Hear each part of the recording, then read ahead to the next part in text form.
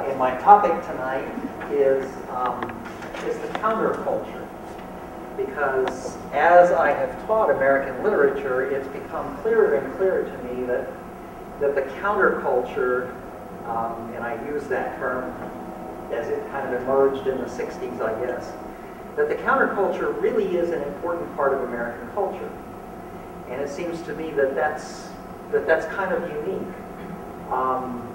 That we look to these works that run counter to our culture really as the classic works of American literature, for example. So when I teach the first half of the American literature course, American Lit 1, we look at the Puritans, we look at Benjamin Franklin, and I tell the students, okay, now we've pretty much seen how American culture has been established. And it really hasn't changed a whole lot since the time of Benjamin Franklin. We still have this sense that we get from the Puritans of being a chosen people. We still have this American dream of rags to riches that Franklin lays out. And so everything that we read now for the rest of the course is going to be the counterculture. It's going to be the people who are saying, all this is wrong. Okay. And so what I would really like to look at today is just how that counterculture emerges in American culture and what it sort of says about us. Okay. And I think maybe a good place to begin is by looking at Alexis de Tocqueville's Democracy in America. De Tocqueville was what we would call today a political scientist from France who came to the United States in the 1830s because, like a lot of Europeans, he wanted to know what made this experiment work. Because most Europeans figured that democracy would either crumble into anarchy or it would undergo the change that happened in France, and you would have a dictatorship emerge.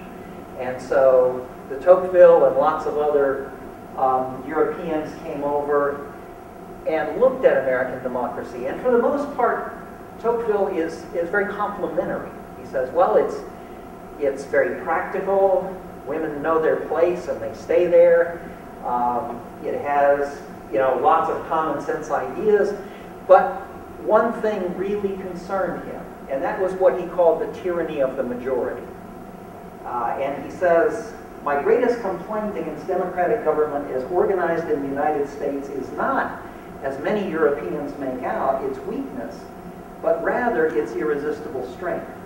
What I find most repulsive in America is not the extreme freedom reigning there, but the shortage of guarantees against tyranny. Because Tocqueville says, when you have a system where the majority runs everything, the majority chooses the executive branch, the majority is responsible for the legislative branch. As we see in Arkansas, the majority is responsible even for the judicial branch, for the Supreme Court, right? I often see movements to get judges who make unpopular decisions removed from the Supreme Court because they're elected. And Tocqueville says, it's when one comes to look into the use made of thought in the United States that one most clearly sees how far the power of the majority goes beyond all powers known to us in Europe.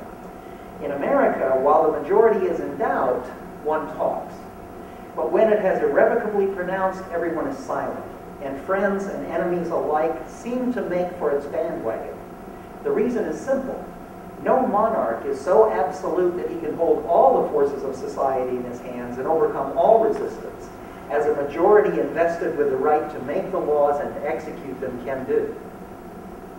Moreover, a king's power is physical only, controlling actions, but not influencing desires, whereas the majority is invested with both physical and moral authority, which acts as much upon the will as upon behavior, and at the same moment prevents both the act and the desire to do it. So what Tocqueville is saying is that you have a situation in America where we want to agree with the majority, because the majority has such moral force that even to want to disagree with the majority is discouraged by by the situation there. And Tocqueville goes on to say, I know no country in which, generally speaking, there is less independence of mind and true freedom of discussion than in America. And this, by the way, was reinforced by any number of European observers who came over. They said, you just can't talk about things in America the way you can in Europe. In America, the majority has enclosed thought within a formidable fence. A writer is free inside that area, but woe to the man who goes beyond it. Not that he stands in fear of an auto da fe, but he must face all kinds of unpleasantness and everyday persecution. For those who condemn him express their views loudly, while those who think as he does, but without his courage, retreat into silence as if ashamed of having told the truth. And then Tocqueville winds up saying, we need seek no other reason for the absence of great writers in America so far. And he's writing this in 1835. That's when the first volume is published. Literary genius cannot exist without freedom of the spirit, and there is no freedom of the spirit in America. Okay, so a pretty strong indictment. Now, what de Tocqueville couldn't have predicted, but certainly would have appreciated, was that the great writers he didn't see in America would show up as part of what I'm calling a counterculture here. So, 2 years after the publication of Tocqueville's first volume, Ralph Waldo Emerson would write in The American Scholar a call for rebellion against this tyranny of the majority. His audience chose to focus on his comments about getting away from European models. And so I think the talk didn't have the impact it might have had if they had really paid attention to it. But the counterculture language is there. Emerson says that the scholar in America is so focused on becoming specialized because of the rewards that the specialist gets, that what we have is a society of where we have a good elbow, a stomach, a finger, but never a whole person. And so he calls for not the thinker, but man thinking as the scholar. That is the fully developed person whose social function is thinking, but who also resists, as he says, the call of society to make himself into a part rather than a whole person.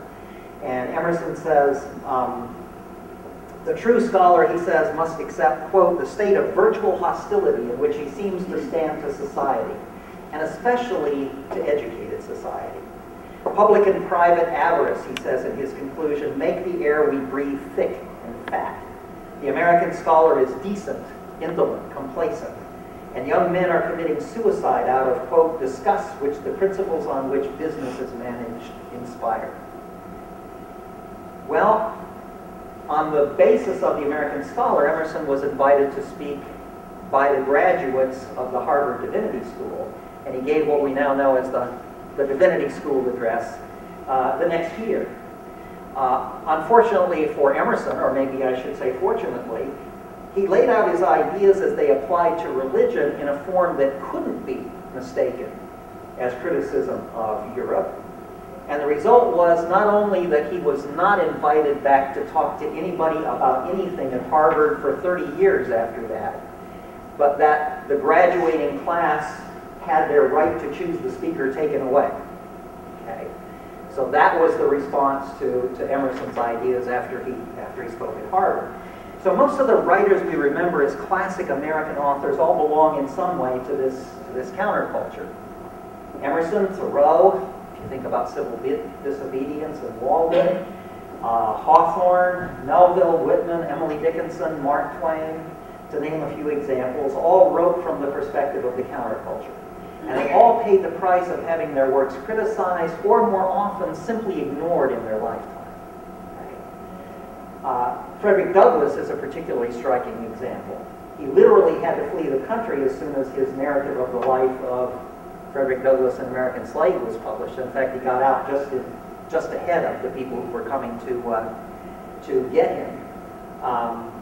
So we read these writers today, but often they were read by very few while they were actually alive. which suggests that as Americans we often admire those who protested against past abuses. But those who are protesting our current abuses, whether we're 19th century or 20th century, don't make it on our reading list. So the counterculture are the people that we admire as long as they're safely distant from the issues that we have to deal with today. And at the same time, we don't often study writers from the past in a way that shows the relevance of their protest to the current time.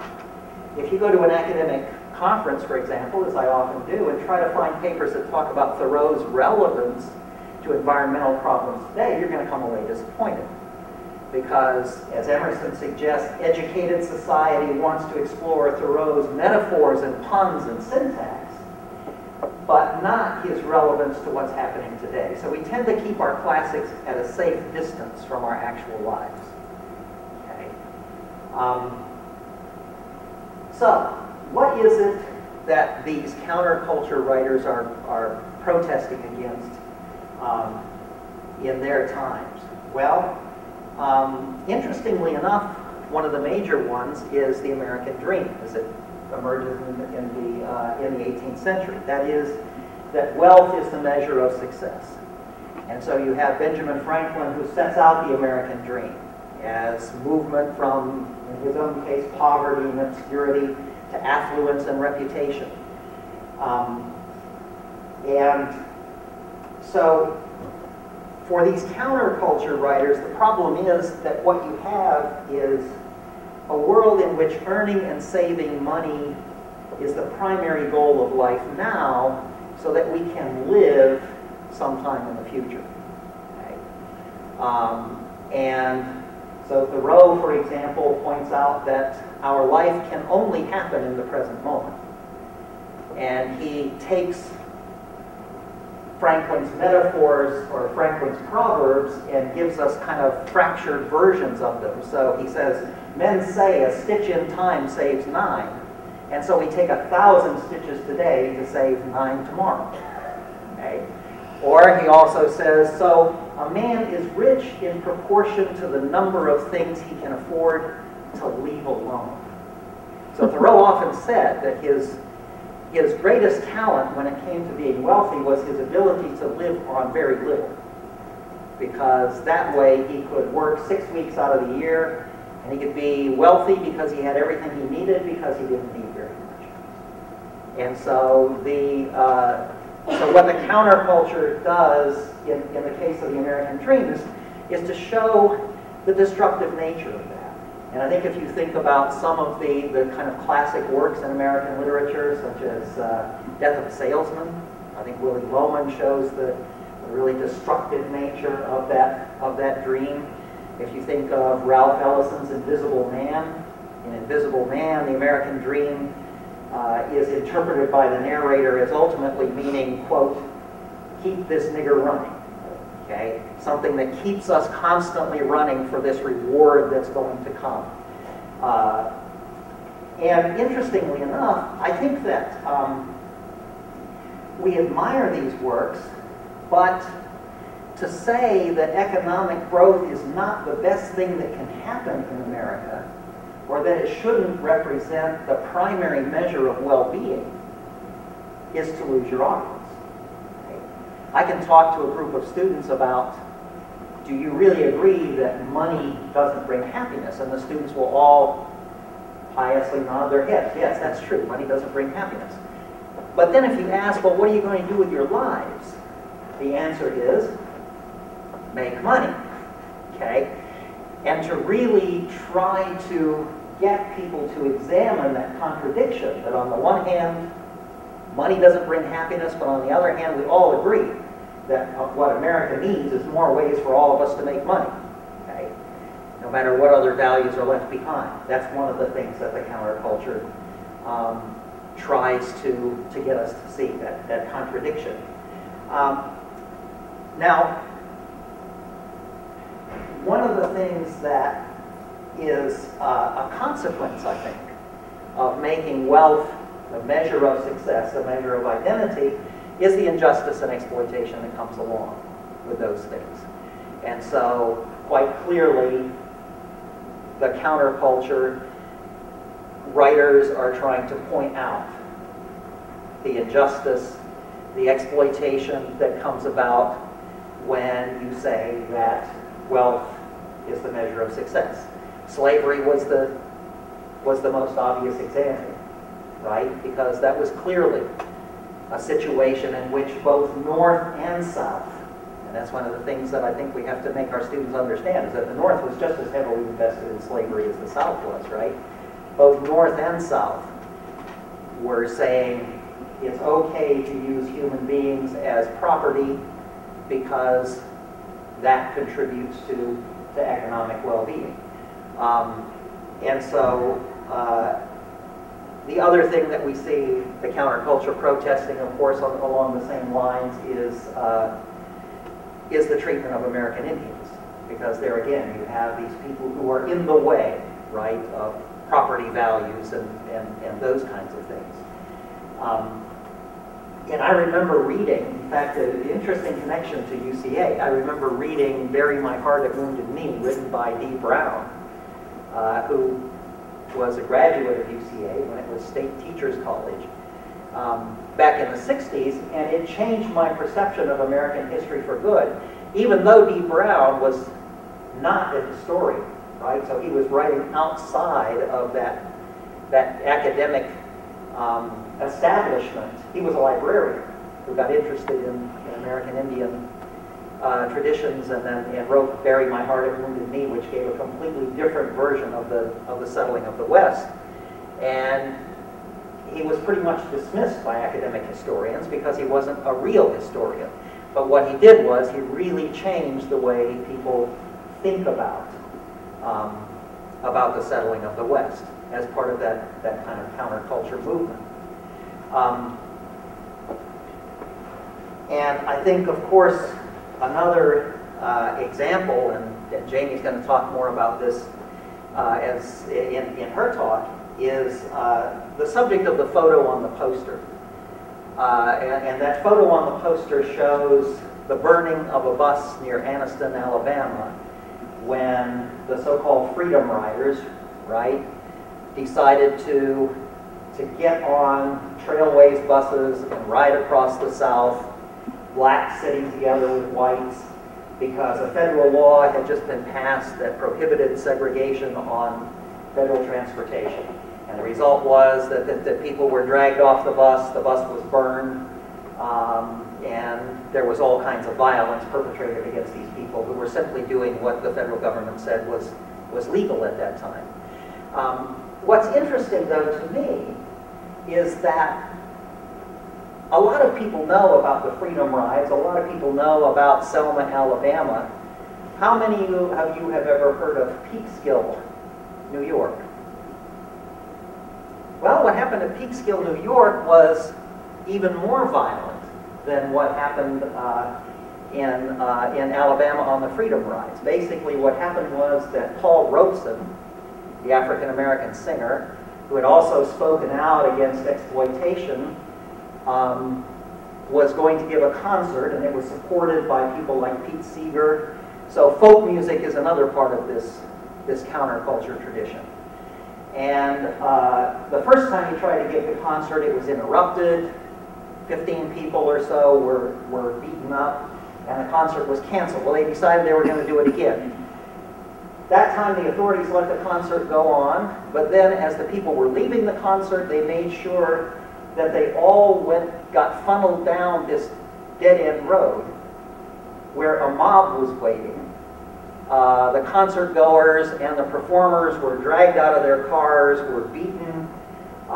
Pete Seeger, in fact, took a rock that had come through the windshield of his car and he built it into the chimney of his house because he wanted to remember what he was singing folk music for.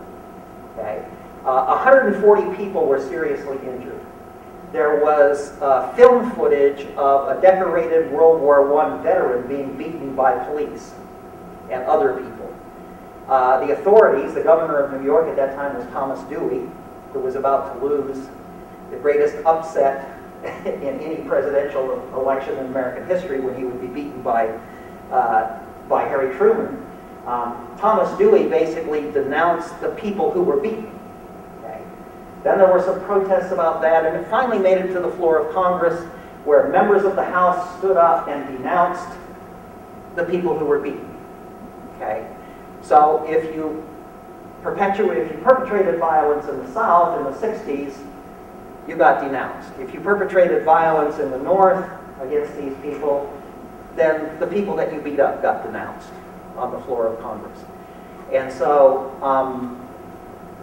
what I'd like to suggest, and I'm going to wind up here to make sure that, that Jamie has plenty of time, but what I'd like to suggest is that what we have in American culture then is this kind of contradictory existence side by side of mainstream culture on the one hand, and then a counterculture on the other hand.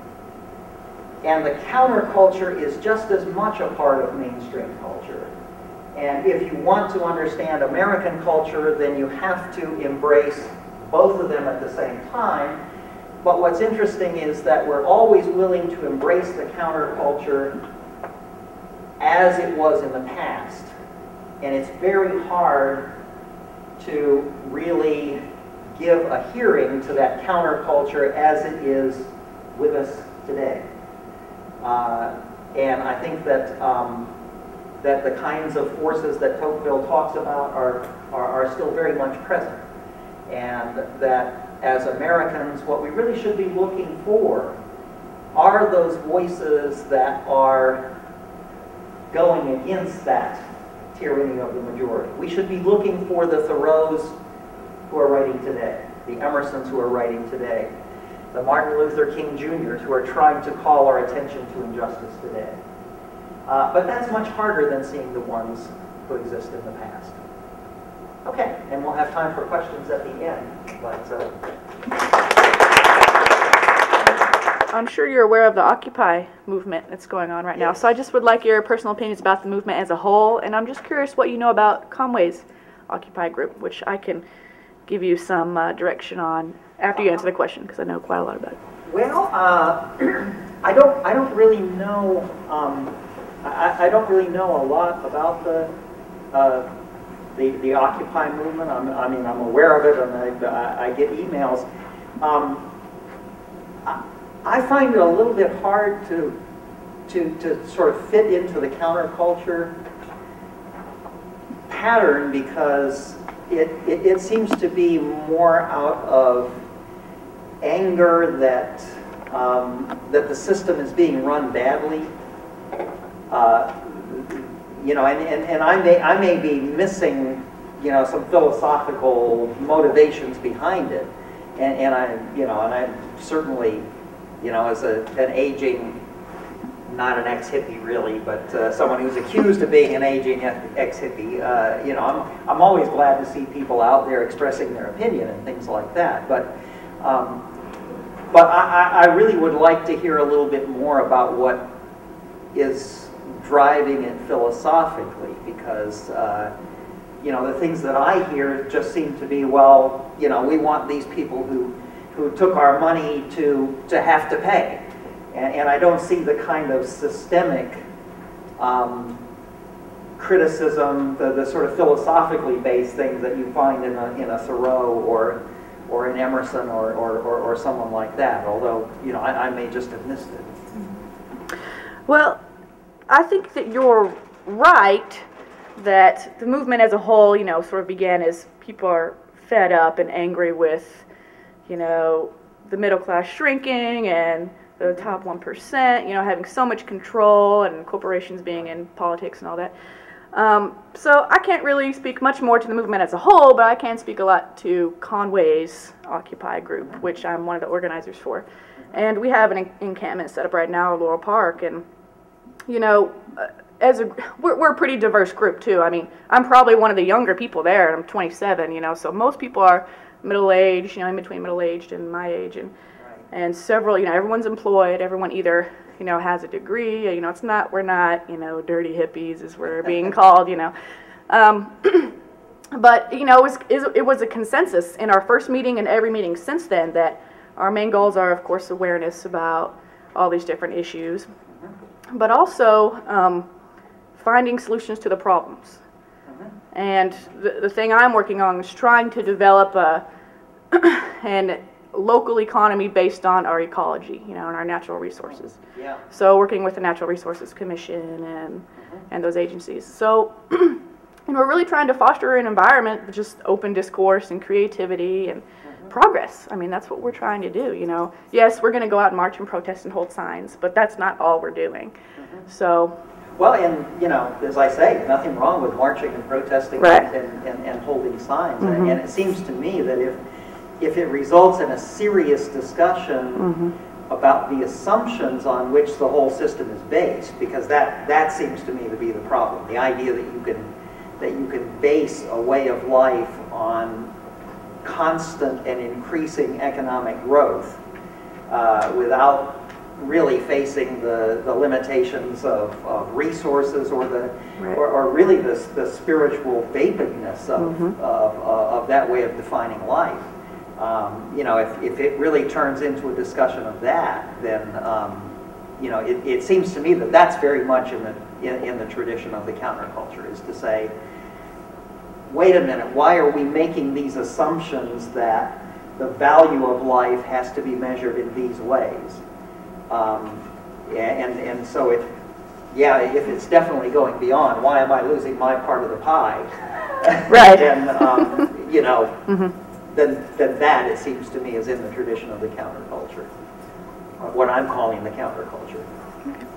Emerson says there's a fable that that mankind as a whole is like the fingers of the hand, so that we each have our particular function to perform, but we have to understand that ultimately we all have our identity as the hand. And so his concern, I think, is very much about an economic model that says you become your function.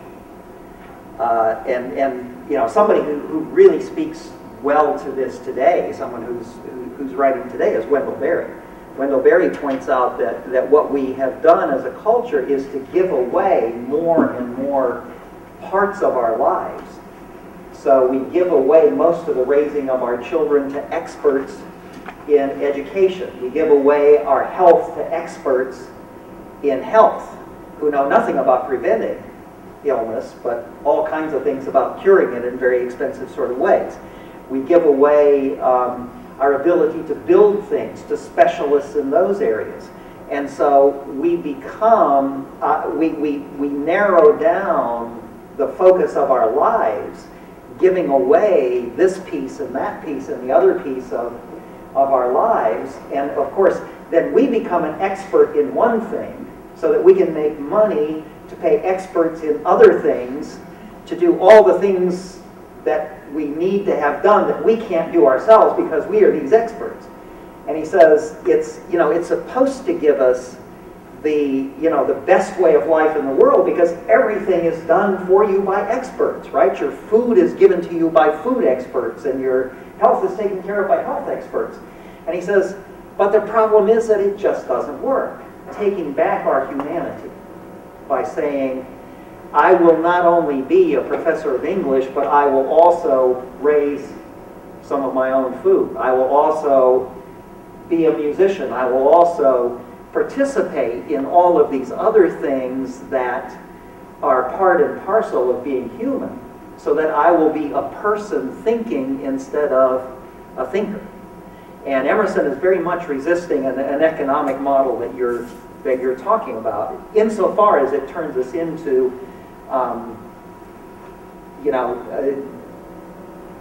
insofar as it takes away any identity that we have except as we perform our function.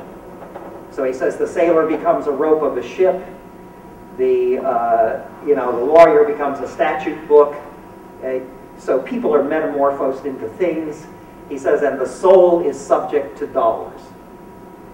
So that's the kind of thing that Emerson is protesting against.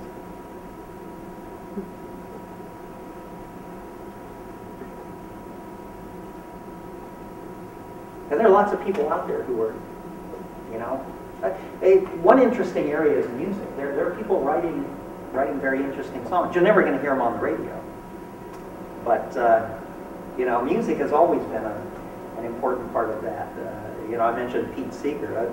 Greg Brown, listen to some of Greg Brown's. He's an Iowa singer-songwriter. Pretty obscure, but really writes some really interesting stuff. So that you know, the counterculture is alive and well. And what you say about Occupy Conway, that sounds really great. Kind of really thinking through